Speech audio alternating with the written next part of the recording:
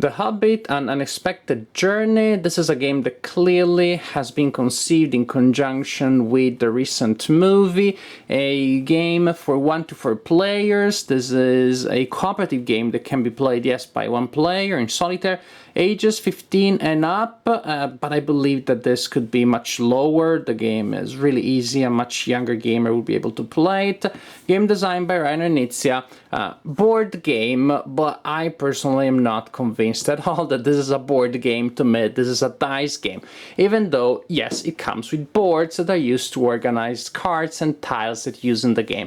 But I don't think that these are fitly necessary. You have a resource board on which tiles representing resources are placed, and you have a set of initial tiles. Each tile grants specific benefits to the player or players when it is used.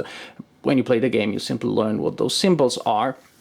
Then you have a board representing, in a very abstract fashion, the area that the player or players are traveling, and there are cards printed on the board itself. Each card represents a challenge that the players will have to complete. These cards with challenges are printed on the board. During the game, other challenges will be added to the board, and you simply place the other challenges there. Challenges that are generated by the event deck.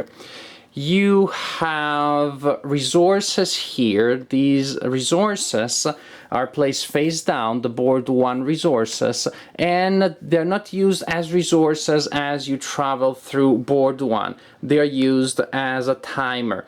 When you fail to accomplish what you're trying to do, you simply lose a resource, and when you go down to 0 resources, then you lose the game.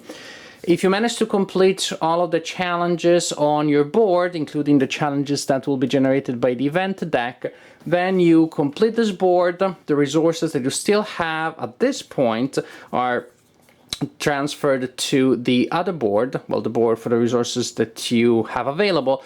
Now they can be used as resources as you are traveling through the next board, which is this one here. If you manage to complete the second board, well, then you win the game. The second board also has a special challenge that needs to be completed last, and it is this one.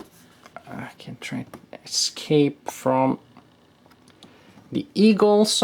If you manage to complete this challenge after you are done with all the other challenges, then you win the game. There's also a way to make the game more complex, more difficult to win. If the game is getting too easy for you after a couple of tries, in that other version you start with extra challenges already on the board. Now, how does the game play? Well, when it is your turn, first you will draw an event card. This is the first thing that you do. And event cards, like in all other cooperatives, cooperative games that use a similar mechanics, will generate bad stuff. When you draw an event card, bad stuff happens.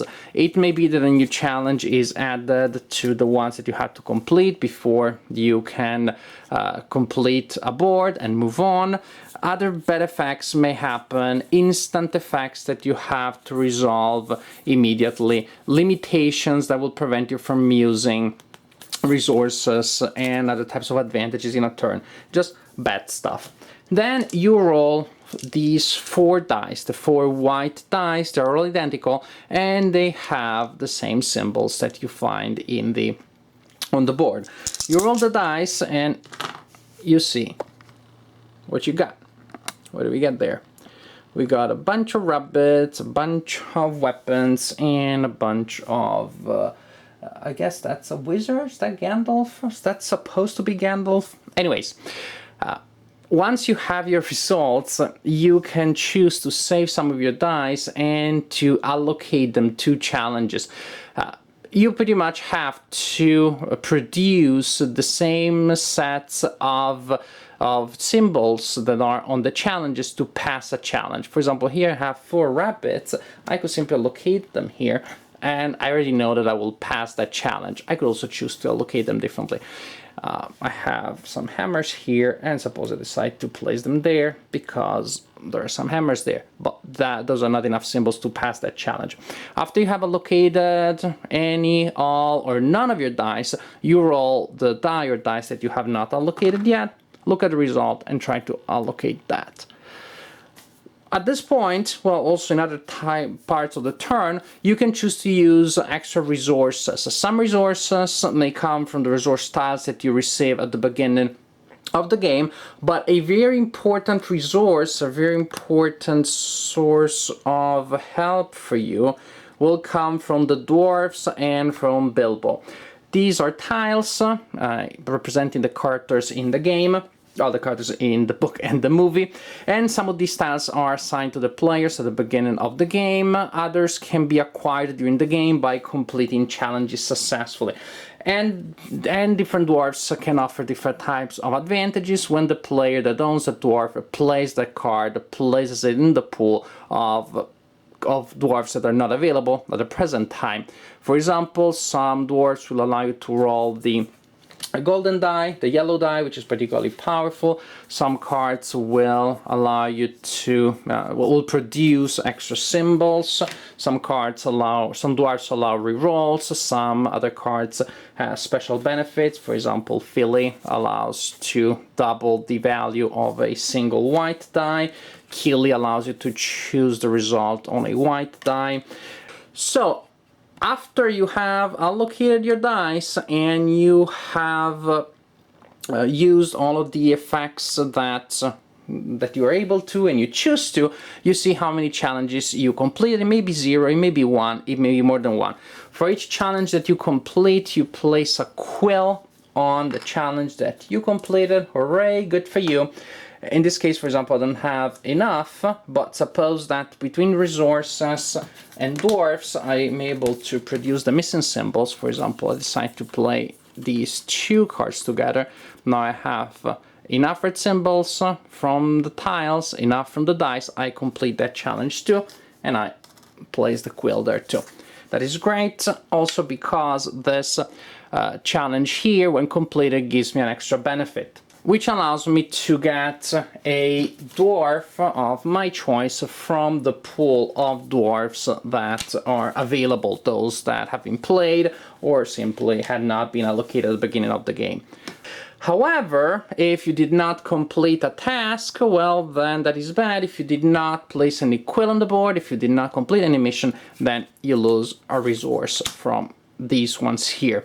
Also, each board comes with a treasure, which is a special token. Simply you acquire the token by matching the symbols that are necessary to complete that task. When you gain the treasure, you will usually also gain some other benefits. For example, in this case, 2 dwarfs from the pool, and also victory points at the end of the game, only if you win the game. This is pretty much how the game works. Each turn, you draw an event card, roll the dice, the 4 white dice, allocate the dice, re-roll, try to complete a mission or more than one, resolve the effect of completing the mission or not completing the mission. You manage to travel through both boards, to complete both boards, you win the game, otherwise you lose the game. So, this is a dice game, and it is a fairly abstract one. At least I didn't find it very thematic. I didn't find that I was traveling with a company of dwarves and a hobbit, or that I was solving the riddles that Gollum was presenting me with. I felt that I was rolling dice and trying to match symbols and to use resources, limited resources wisely. This being said, I didn't really mind this because I found that the challenge that came from the resource management and from optimizing the odds of the dice was interesting enough. I found this to be a quite entertaining game. I played it as a solitaire game, and it worked perfectly that way. I simply had my amount, my pool of dwarfs that I need to use wisely. If you're playing in a multiplayer, then each player has some tiles. You do not have all the dwarfs, and you can also try to alleviate the potential problem of the leader, of the alpha player, by hiding your dwarfs, by keeping the dwarfs for yourself. You do not tell the people what your resources are. There are also ways in which you can play your tiles during the player's turns to contribute. That will increase the interaction among the players, but I still believe that a little bit of alpha player problem may emerge in certain groups. Otherwise, as I said, this is an enjoyable game. Trying to figure out how to use the dwarfs well, how not to waste resources, when it was the right time to use the yellow dice, all those are things that were interesting. Game after game, I became better and better. It took me 6 times, 6 full plays to win the game, and to win the game at the basic level.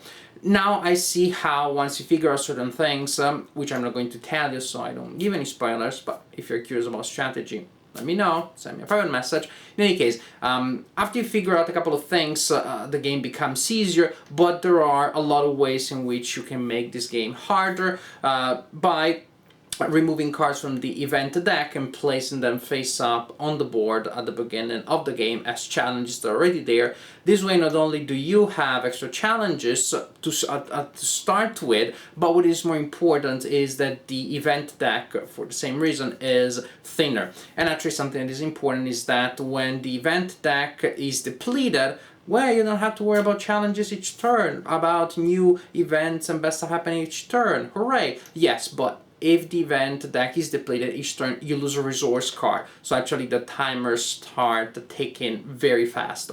Overall, I had fun playing this game. I found it a nice challenge. After a while, the challenge, the learning curve about strategy plateaued, but there are ways in which I can make it steep again. So I found it a pretty enjoyable game.